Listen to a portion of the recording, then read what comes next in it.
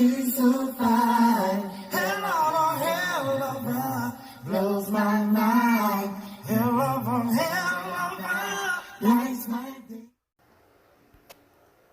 What's good, guys? Today is Tuesday, April the 19th, 2022.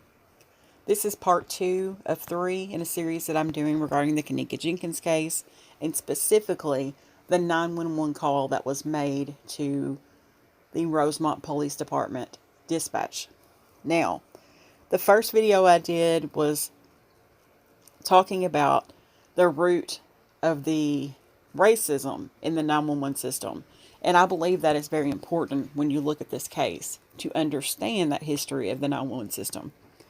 This video is going to be taking Tereasa Martin's call that she placed from the hotel parking lot to the Rosemont Police Department, located right around the corner, and showing her call versus a call from a white mother for a missing adult daughter, which is what Tereasa Martin had, was a missing adult daughter, because Kenneka Jenkins was 19. And I want to show you the difference in how the dispatch handled the call of Tereasa Martin, because I do think it's important. And my third video will be specifically regarding the 911 call of Tereasa Martin and really breaking that down. So let's get into video 2. Okay, so the initial complaint of Tereasa Martin was her missing daughter, who was inside the hotel in Rosemont, the Crowne Plaza Chicago O'Hare in Rosemont. The other 911 call that I want to look at is regarding a case on Meighan Cordie. Now, I'm going to go ahead and tell you from jump, I am not familiar with that case, but I am going to give you a little bit of background on it. This is not to debate the facts of this case. I just want you to know that her mother, Jennifer Weathers, who is the mother of Meighan Cordie, called 911 to report her 27-year-old daughter who was missing. Now, that's just all we really need to know. The 911 call will speak for itself. And I'm going to go ahead and play it now so that you can hear it. It's not very long. It's like 2 minutes long. Another good thing to mention, the length of time of these 911 calls. It's ridiculously different. So I'm going to go ahead and get into that. P&L Communications. Hi, is this a number I call for a non-emergency?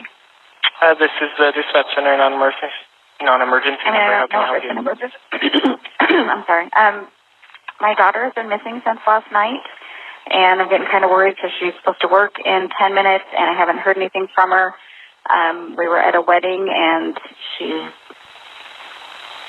was upset and got out of the car, and I haven't heard from her since, and I haven't been able to find her. I drove around for 2 hours this morning looking for where she got out of the car, and so I don't know if I should call 911 or if I have to wait a certain amount of time. No, there's never a certain amount of time that you have to wait. Okay. Do you want to report her as missing?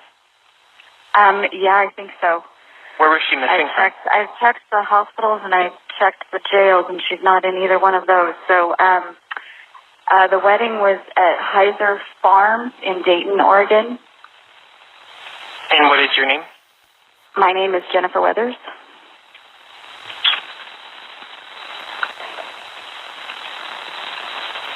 And what is her name? Meighan, Meigan.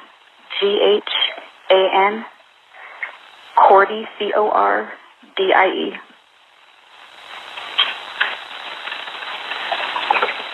You know what she was wearing? She was wearing I want to say it was floral pantsuit. It was one piece, short sleeves, navy blue with flowers on it. And she doesn't have her phone. She didn't have her phone. She left it in my car. She didn't have her wallet. Everything was in my car.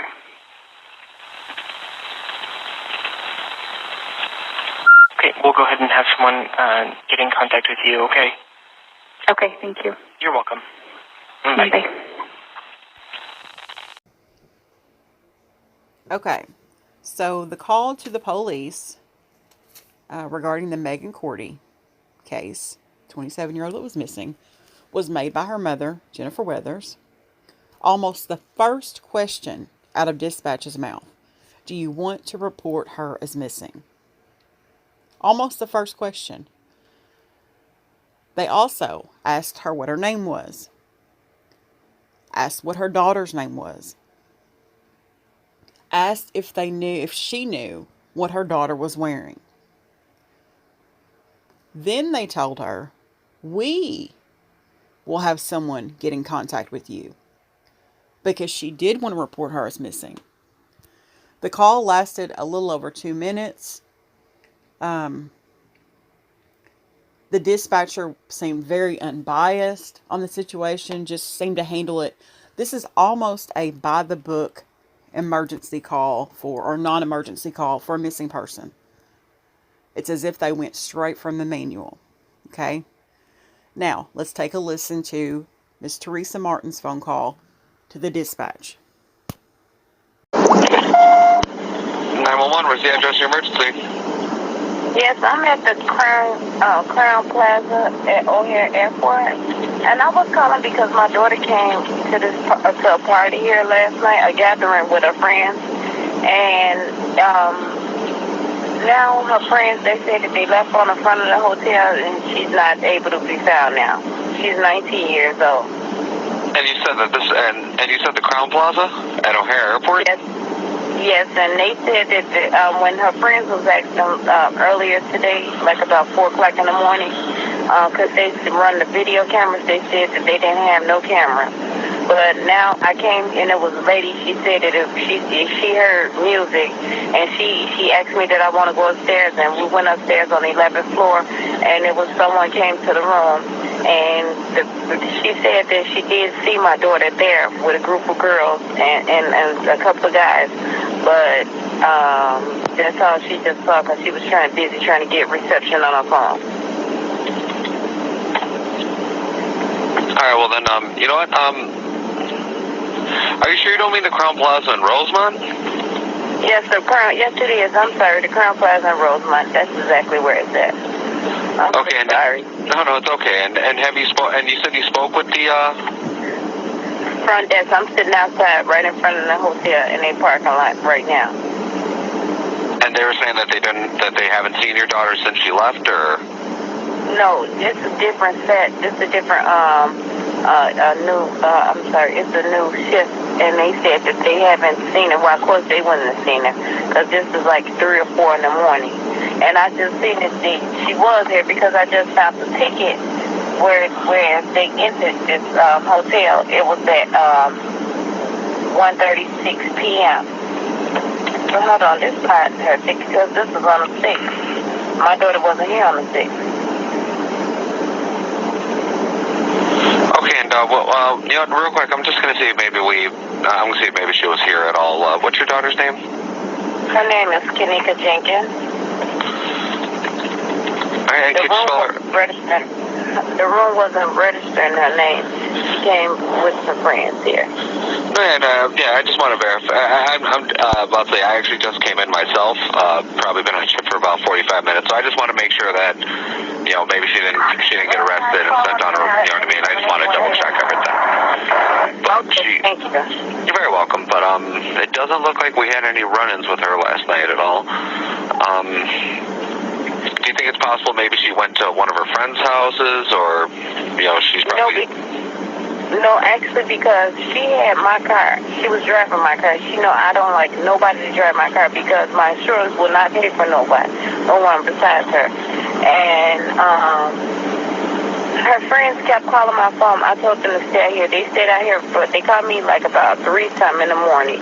I was laying in bed. I just had breast surgery. I fought had breast cancer, so I'm, sedated off medication early, and they telling me she out here. So once I rejuvenated, strengthened myself enough to get up and drive out here to look for her. Once they brought me my car, I right out here.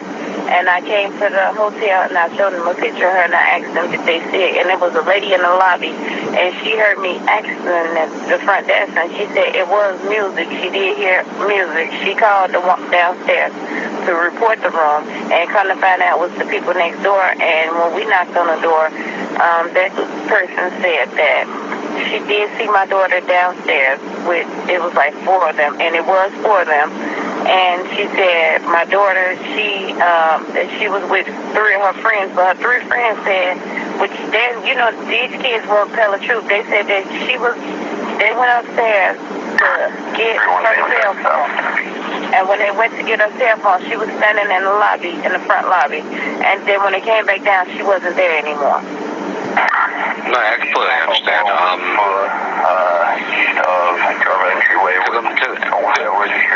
The one issue we have, and it's not necessarily that it's an issue, but she is an adult. She is 19 years old, and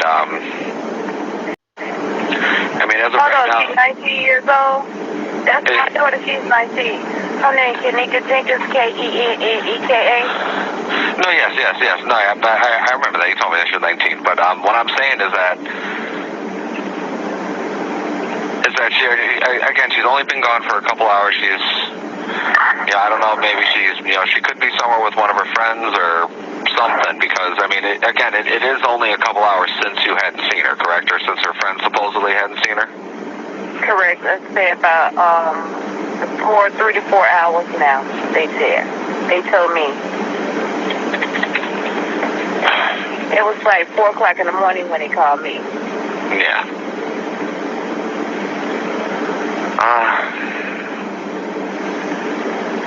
Well, I guess the one. Are you looking to file a missing persons report then, or are you just? My phone is saying. Or would you?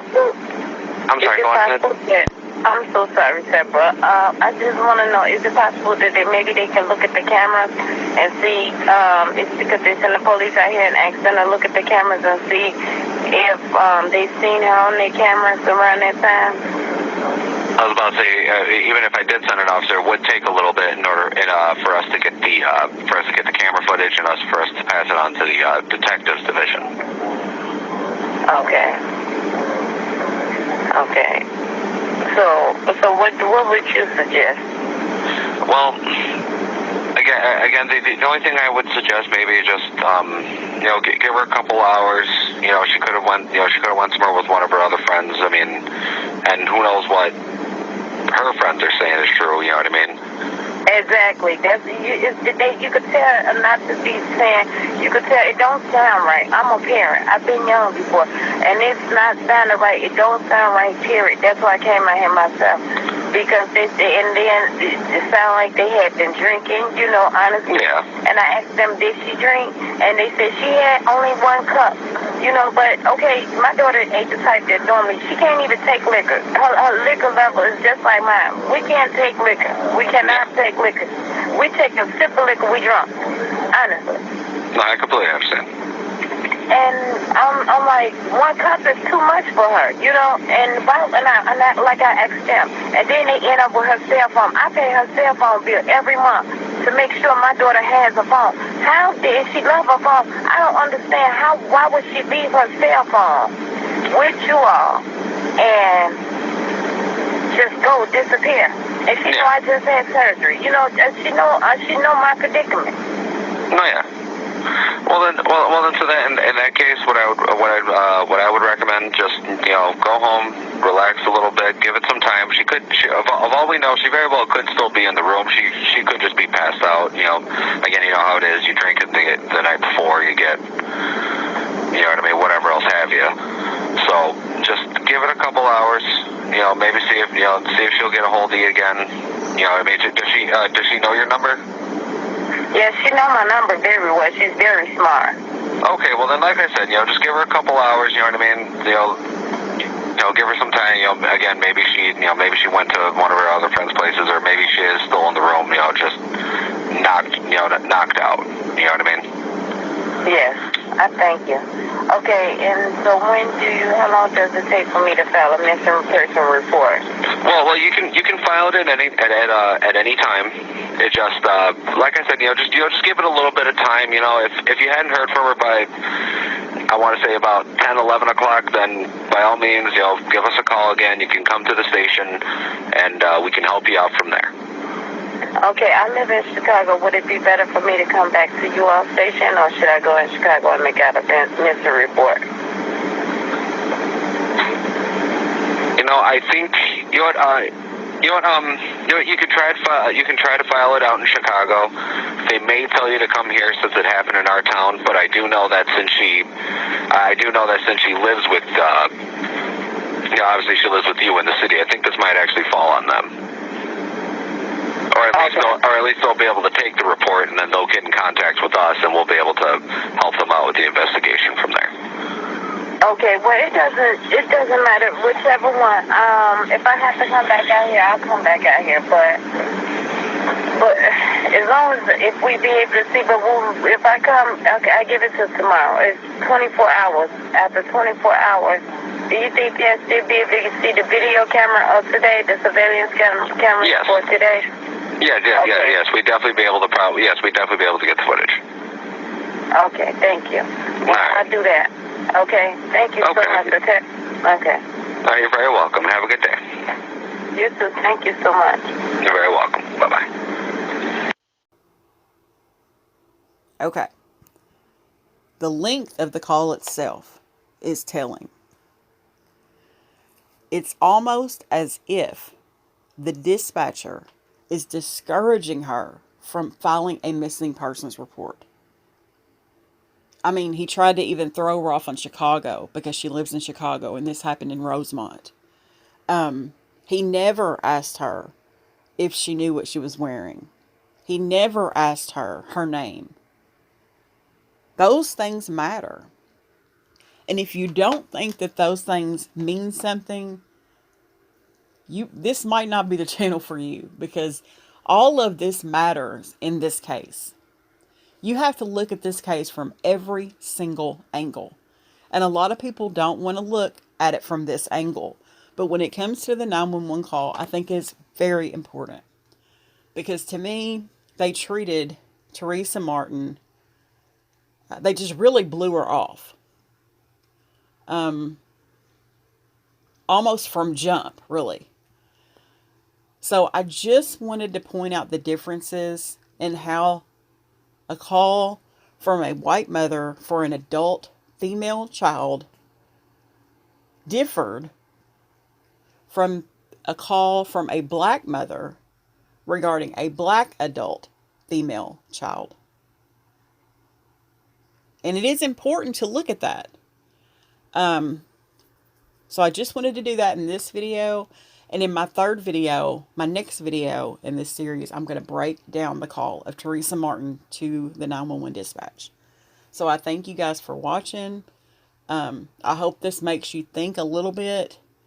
And I'll end it on that note. Thanks for watching, guys.